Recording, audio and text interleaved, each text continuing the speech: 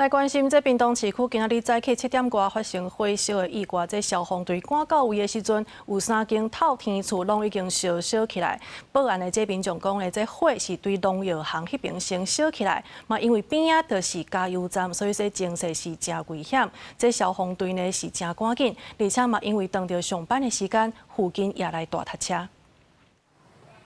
阵阵的乌烟冲对天顶去，不时会当看到红红的火。屏东市民生路顶3栋徛做火透天厝，早起7点外，有民众发现有乌烟对中迄间农药行冲出来，而且佫有爆炸声，伊惊一个赶紧报案。无偌久的时间，3间厝拢烧起来。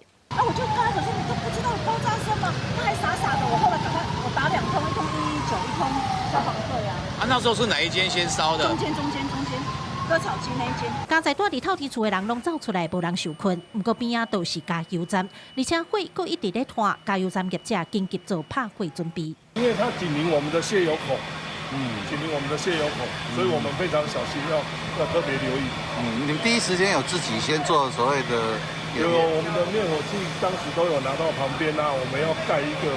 那个防火毯，因为拄好等到上班时间，这场大火也造成民生路甲广东路出现大塞车。消防队表示，初步掌握是无人员受困受伤，加油站这边已经有做保护，不过火已经拖对边仔药局甲仓库去，现场也持续抢救当中。人员都有加派水库车前来支援，但目前又有延烧到隔壁的啄木鸟药局跟它后方的仓库，它有存放大量的农药跟一些溶剂等等所以我们目前已经将。